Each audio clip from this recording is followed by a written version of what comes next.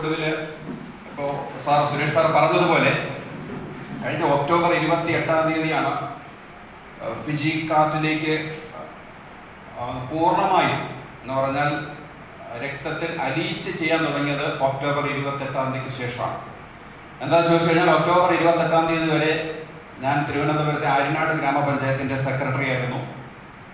അതിൽ നിന്ന് എനിക്ക് ഏറ്റവും കൂടുതൽ അഭിമാനം എന്താണെന്ന് ചോദിച്ചു കഴിഞ്ഞാൽ അതേ ഗ്രാമപഞ്ചായത്തിൽ എന്നോടൊപ്പം പ്രസിഡൻ്റായിരുന്ന ശ്രീമതി ഷാമില ബീഗം മാഡം എന്നോടൊപ്പം ഇന്നിവിടെ ഉണ്ട്.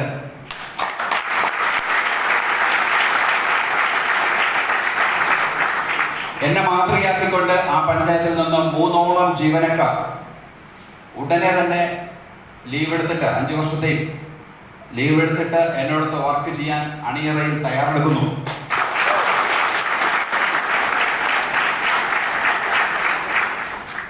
അപ്പോൾ എന്താണെന്ന് പറഞ്ഞാൽ ഒരുപാട് കാര്യങ്ങൾ പറയാനുണ്ട്. ഞാൻ പറഞ്ഞ സമയത്തിൻ്റെ ഒരു പരിമിതിയുണ്ട്. എങ്കിലും ഇവിടെ വന്നിരിക്കുന്ന കുറേ ആൾക്കാർ എന്നെ ആദ്യമായി കാണുന്നവരാണ്. നമ്മൾ ഈ ഇൻഡസ്ട്രിയിൽ ചെയ്യുമ്പോൾ അല്ലെങ്കിൽ ഇതിനകത്ത് പ്രവർത്തിക്കുമ്പോൾ പൊതുജനങ്ങൾക്ക് പൊതുവെ പുച്ഛമാണ്. വേറെ ഒരു പണിയും ചെയ്യാൻ ഇല്ലാത്തവർ അല്ലെങ്കിൽ വേർത്ത് അല്ലെങ്കിൽ അധ്വാനിച്ച് പണമുണ്ടാക്കാൻ മടിയുള്ളവർ, അങ്ങനെ പല തരത്തിലുള്ള വിശേഷണങ്ങളാണ് നമുക്കുള്ളത്. അപ്പോൾ അതൊക്കെ ഒന്ന് മാറ്റി മറിക്കേണ്ടതുണ്ട്. എന്ന് പറഞ്ഞാൽ കേരളത്തിൽ മൾട്ടി ലെവൽ മാർക്കറ്റിംഗ് എന്ന് പറഞ്ഞാൽ ഈ ഇൻഡസ്ട്രിക്ക് ലോകത്ത് മറ്റു രാജ്യങ്ങളിൽ എന്ത് വിലയാണ് ഉള്ളതെന്ന് കാണിച്ചു കൊടുക്കാൻ തുനിഞ്ഞിറങ്ങിയ ഒരു വ്യക്തിയാണ്.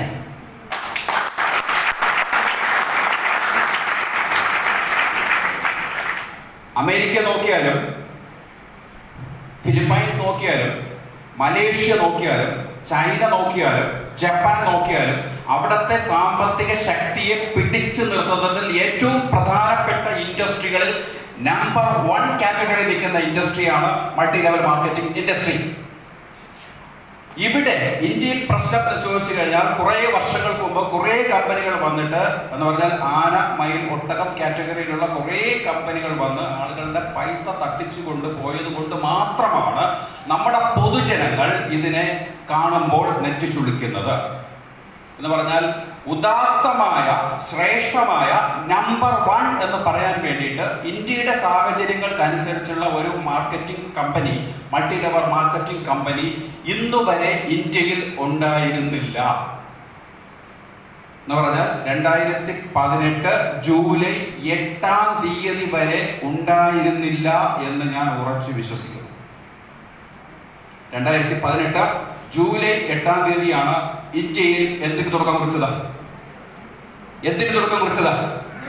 ഫിജി കാർട്ടിന് തുടക്കം കുറിച്ചത്. അതുകൊണ്ട് ഞാൻ ഇവിടെ ഇരിക്കുന്ന ഓരോരുത്തരോടും പറയുന്നു, നിങ്ങൾ അഭിമാനികളാണെങ്കിൽ, പഞ്ചേടികളാണെങ്കിൽ, നട്ടലുള്ളവരാണെങ്കിൽ നിങ്ങൾക്ക് ഇനി ആരുടെ മുന്നിലും ഏറ്റവും ഉയർന്ന ശബ്ദത്തിൽ പറയാം, Fiji cart is number 1.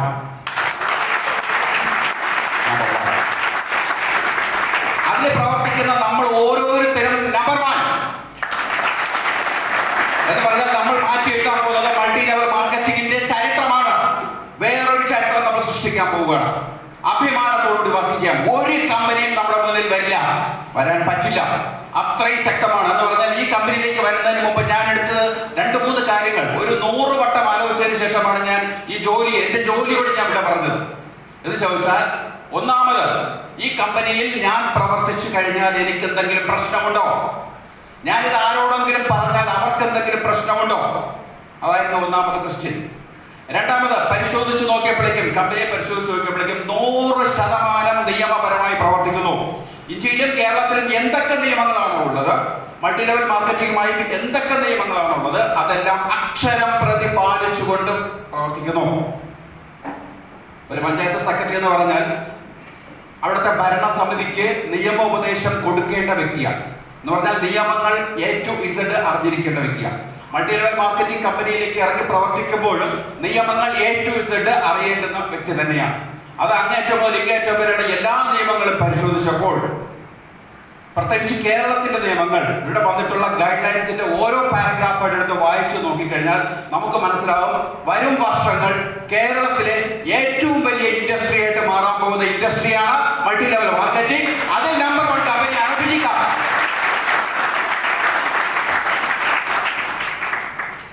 Just wait. അതുകൊണ്ട് ഇവിടെ വന്നിരിക്കുന്ന ആർക്കെങ്കിലും ഫിജികാർട്ടിനെ കുറിച്ച് എന്തെങ്കിലും ആശങ്കയുണ്ടെങ്കിൽ ഇന്ന് ഗുഡ് ബൈ പറഞ്ഞേക്കണം. ചെയ്യുന്നെങ്കിൽ തന്റെ ഇടത്തോടെ ചെയ്യണം. അല്ലാതെ ഒളിച്ചും പാത്തും ആർക്കെങ്കിലും വേണ്ടിയിട്ട്, എന്തിനെങ്കിലും വേണ്ടിയിട്ട്, അല്ലെങ്കിൽ ലീഡറിന് വേണ്ടിയിട്ട് അങ്ങനെ ഒന്നും ചെയ്യാൻ നിൽക്കണ്ട. ഇത് അവനവന്റെ ബിസിനസ്സാണ്.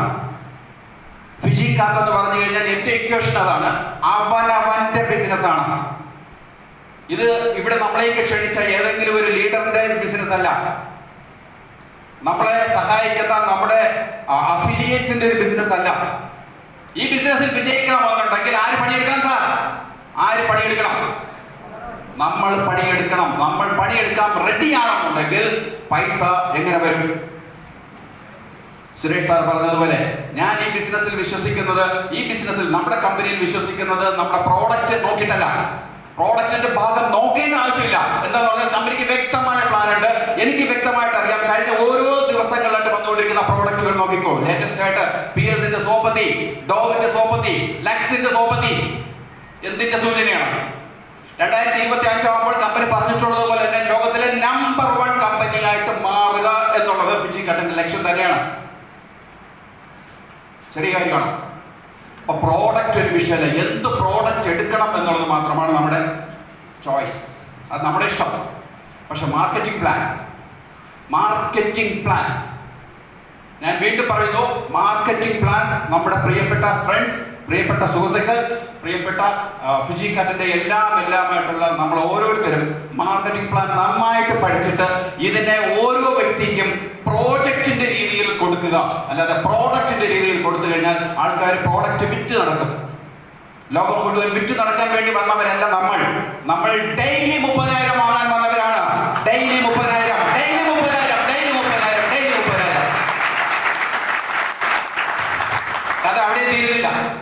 കഥ അവിടെയും തീരുന്നില്ല. അതിനുശേഷം ഒരുപാട് കാര്യങ്ങൾ കഴിഞ്ഞ മീറ്റിംഗിൽ ഞാൻ പറഞ്ഞതിന് ശേഷം നമ്മുടെ മാർക്കറ്റിംഗ് പ്ലാനിൽ ഞാൻ അനലൈസ് ചെയ്തപ്പോൾ നമുക്ക് അവിടെ ഒന്നും കൊണ്ട് തീരുന്നില്ല. രാവിലെ വളരെ മനോഹരമായിട്ട് അനിൽ സാർ ഒരു സെഷൻ എടുത്തു. ആ സെഷനിൽ നിന്ന് നമ്മുടെ ഹൃദയത്തിൽ തറയുന്ന എന്തെങ്കിലും കാര്യം നിങ്ങൾക്ക് കിട്ടിയിട്ടുണ്ടോ? യെസ്, ഒരുപാട് കാര്യങ്ങൾ കിട്ടിയിട്ടുണ്ട്. അതിൽ എനിക്ക് ഹൃദയത്തിൽ തറഞ്ഞ ഏറ്റവും കൂടുതൽ കിട്ടിയിട്ടുള്ളത് അദ്ദേഹം പറഞ്ഞ വളരെ ബ്യൂട്ടിഫുൾ ആയിട്ടുള്ള ഒരു ഐഡിയ ഉണ്ട്. നമുക്ക് ഈ ബിസിനസ്സിൽ വേഗത്തിൽ വിജയിക്കണമെന്നുണ്ടെങ്കിൽ, ഞാൻ ഒരു വാക്ക് പറഞ്ഞു, എന്താണ് വേഗത. ഈ ബിസിനസ്സിൽ ജനങ്ങൾ ഓരോരുത്തരും ഇതിനകത്ത് മെമ്പർഷിപ്പ് എടുത്ത് ഞാൻ ഫിജികാർട്ട് ചെയ്യുകയാണെന്ന് നിങ്ങൾ ജനങ്ങളോട് പറഞ്ഞിട്ടുണ്ടെങ്കിൽ ഓരോ മനുഷ്യനും നിങ്ങളുടെ പോക്കും, നിങ്ങളുടെ വരവും, നിങ്ങളുടെ വളർച്ചയും എന്ത് വെച്ച് നോക്കുന്നുണ്ട്? ഇലക്ട്രോൺ മൈക്രോസ്കോപ്പ് വെച്ച് നോക്കുന്നുണ്ട്. ഇലക്ട്രോൺ മൈക്രോസ്കോപ്പ് എന്ന് പറഞ്ഞാൽ മൈക്രോസ്കോപ്പ് ഉണ്ട്, അതിനേക്കാൾ എന്ന് പറഞ്ഞാൽ ചെറിയ സൂക്ഷ്മാണുവിനെ നോക്കുന്നതിന് വേണ്ടിയിട്ടുള്ളതാണ് ഇലക്ട്രോൺ മൈക്രോസ്കോപ്പ്. അത് വെച്ച് നോക്കുന്നുണ്ട്. നമുക്ക് ഒരടി പുറകിലോട്ട് പോയാൽ എന്ത് സംഭവിക്കും? നമ്മൾ ഈ ബിസിനസ്സിൽ ഒരടി പുറകിലോട്ട് പോയാൽ, ഫോർ എക്സാമ്പിൾ സുധീരൻ എന്ന ഞാൻ പഞ്ചായത്ത് സെക്രട്ടറി എന്ന ജോലിയൊക്കെ വലിച്ചെറിഞ്ഞിട്ട് ഞാൻ ഇതിനകത്ത് രക്ഷപ്പെട്ടില്ലെങ്കിൽ നാളെ നിങ്ങൾ എന്നോട് എന്ത് ചോദിക്കും?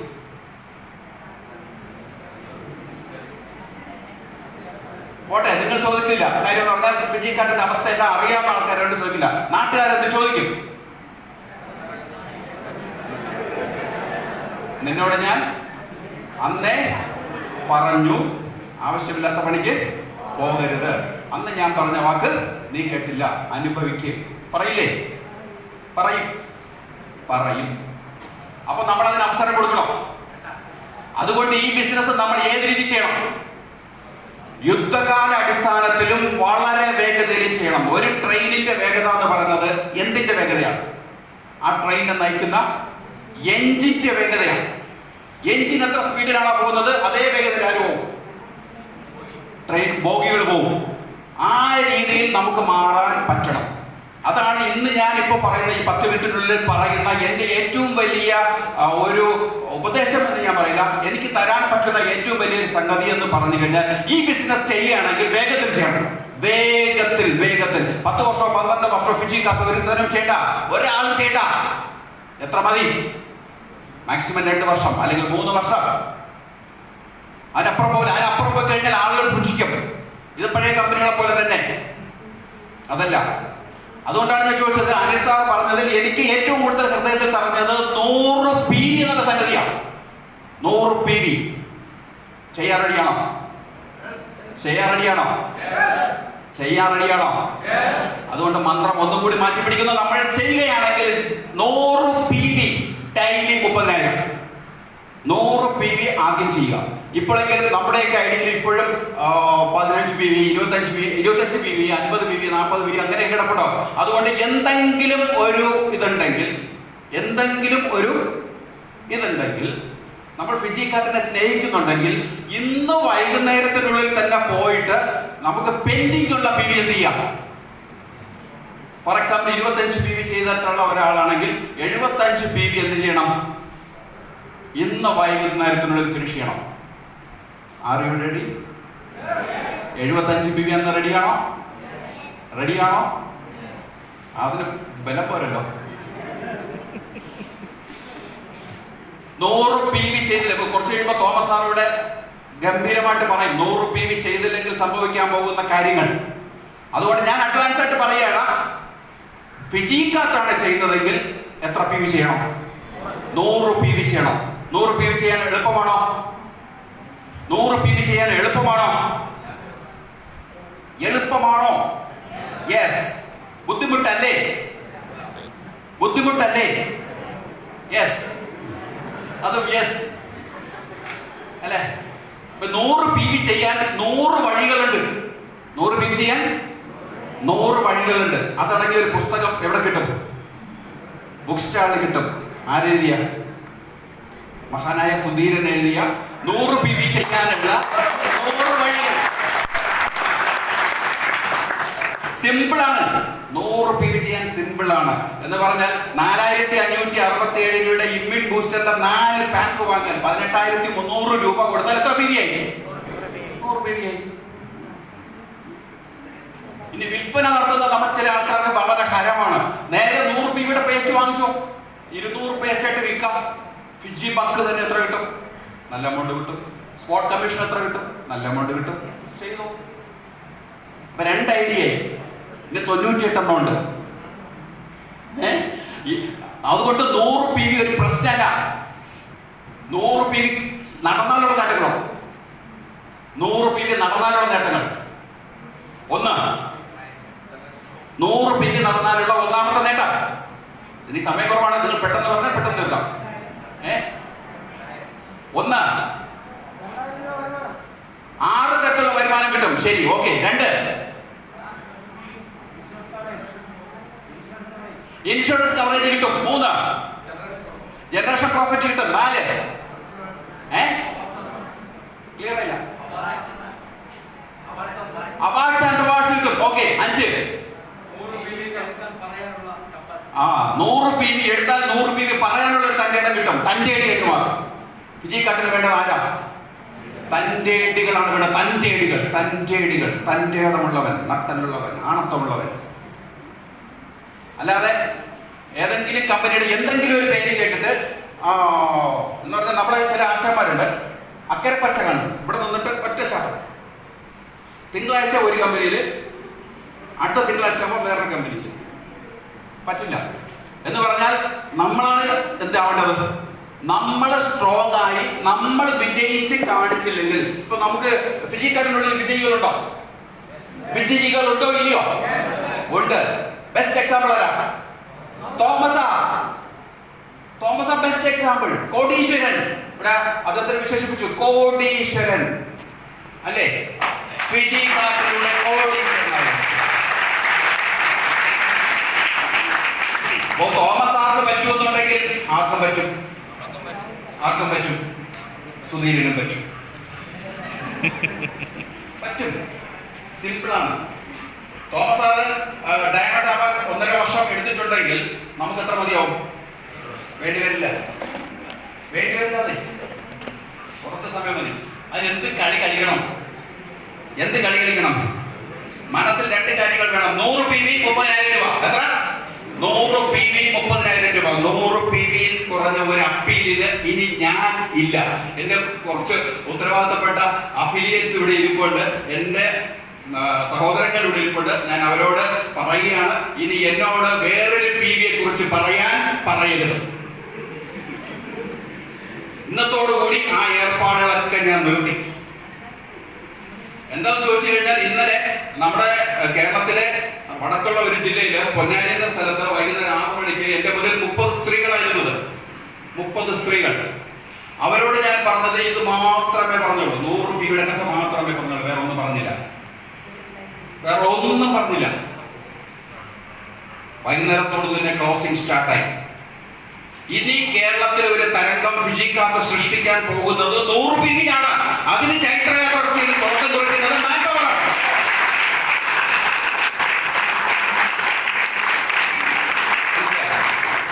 അപ്പൊ 100 PV കുറഞ്ഞ ഒരു അപ്പീലിന് ദയവ് ചെയ്ത് എന്നോടാരും പറയരുത്. നമ്മുടെ ടീം മെമ്പേഴ്സിനോട് പറയുന്നതാണ്. ബാക്കിയുള്ളവരോട് പറയുന്നത് എന്ന് പറഞ്ഞാൽ അത് തന്നെയാണ്. അത് നമുക്ക് ഒരുപാട് മുന്നേറ്റം ഉണ്ടാക്കും, ഒരുപാട് മാറ്റങ്ങൾ ഉണ്ടാക്കും. അതിന്റെ ഒരു കഥ ഞാൻ പറഞ്ഞു തരാം.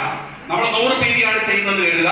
നമ്മൾ ഫോക്കസ് ചെയ്യുന്നത് ഡെയിലി 30,000 ആണെന്ന് എഴുതാം. ഡെയിലി 30,000 കിട്ടാൻ തുടങ്ങിയിട്ടില്ല. പുതുതായിട്ട് വന്നവരോട് പറയുന്നത്, നിങ്ങൾ 6 മാസം ആത്മാർത്ഥമായിട്ട് ഈ ബിസിനസ് ചെയ്യാൻ റെഡിയാണെന്നുണ്ടെങ്കിൽ 6 മാസത്തിന് ശേഷം നിങ്ങളുടെ ഇൻകം ഡെയിലി 30,000.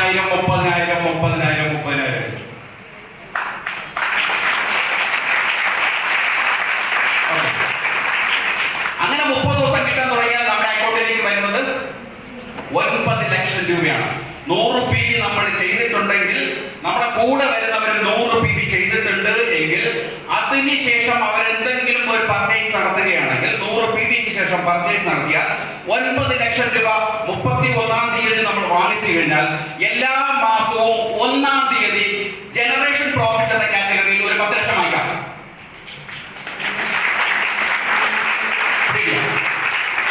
അപ്പോ 30 ദിവസം കൊണ്ട് 9 ലക്ഷം വാങ്ങിച്ചു. ജനറേഷൻ പ്രോഫിറ്റിൽ നമ്മുടെ ടീം വളരെ ശക്തമായിട്ട് കയറണം. 100 PV വെച്ച് പോയി കഴിഞ്ഞാൽ വളരെ വേഗത്തിലായിരിക്കും പോകുന്നത്. അപ്പൊ ഒരു 10 ലക്ഷം രൂപ ജനറേഷൻ പ്രോഫിറ്റ് കിട്ടിയാലോ 19 ലക്ഷമായി. 20-ാം തീയതി ആകുമ്പോൾ എന്തുകൂടി കിട്ടും? Monthly performance bonus. വളരെ പെട്ടെന്ന് തന്നെ തോമസ് സാറിന്റെ അതേ റാങ്കിലേക്ക് നമ്മൾ എത്തിയാലോ എന്തുകൂടി കിട്ടും? ആനുവൽ ബോണസ് കിട്ടും, ആനുവൽ പ്രോഫിറ്റ് കിട്ടും. അതിന്റെ കണക്ക് പറയാൻ പറ്റില്ല. കമ്പനി ഇപ്പൊ കാൽക്കുലേറ്റ് ചെയ്ത് വെച്ചിരിക്കുന്നത് 2020 ആകുമ്പോൾ 5000 കോടിയുടെ നേട്ടം ഉണ്ടാക്കുമെന്നാണ് പറഞ്ഞത്, അല്ലെങ്കിൽ 5000 കോടിയുടെ ടേൺ ഓവർ ഉണ്ടാക്കുന്നതാണ്. പക്ഷെ അത് തെറ്റാണ്. എന്ന് പറഞ്ഞാൽ മാൻ പവർ മാത്രം കൊടുക്കും 10,000 കോടി കൊടുക്കും.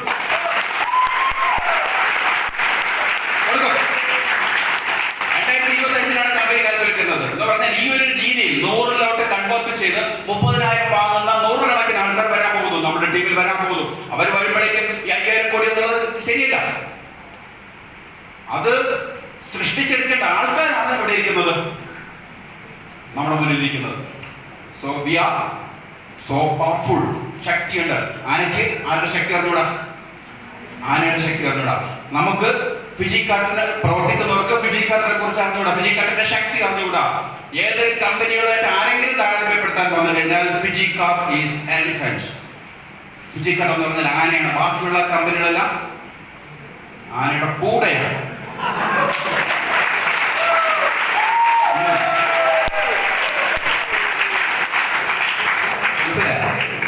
അതുകൊണ്ട് നിങ്ങൾ ഭാഗ്യം ചെയ്തവരാണ്, നമ്മൾ ഭാഗ്യം ചെയ്തവരാണ്.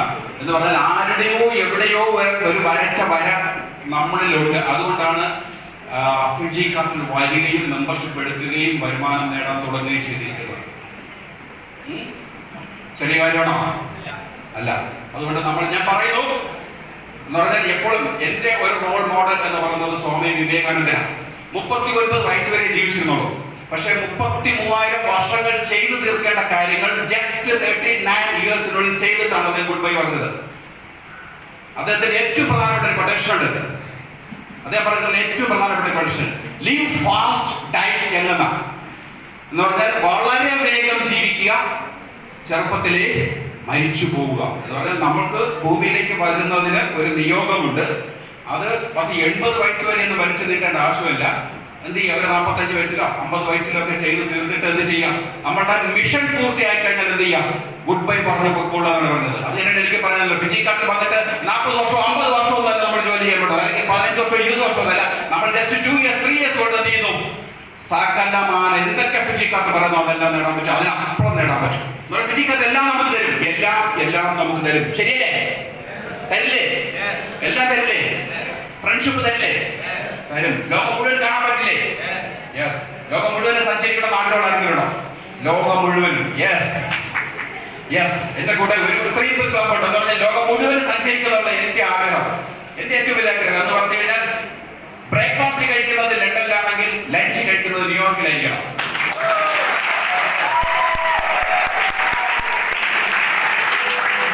ഡിന്നർ കഴിക്കുന്നത് ന്യൂഡൽഹിയിലായിരിക്കണം. രാത്രി ന്യൂഡൽഹിയിൽ ഡിന്നർ കഴിക്കാൻ വരണം. മനസ്സിലായില്ലേ? അതാണ് ഫിജിക്കായിട്ട് സംഭവിക്കാൻ പോകുന്നത്. അതുകൊണ്ട് നമ്മൾ ഇത് തുടങ്ങിയിട്ടുള്ളൂ. എന്ത് തുടങ്ങിയിട്ടുള്ളൂ? ജസ്റ്റ് ചെറിയ ചെറിയ സംഗതികളെ ചെയ്തിട്ടുള്ളൂ. തുടങ്ങാൻ പോണതേ ഉള്ളൂ. ശരിക്കും പറഞ്ഞാൽ നമ്മുടെ പ്രോഗ്രാം ആരംഭിക്കാൻ പോകുന്നുള്ളൂ. Thomas sir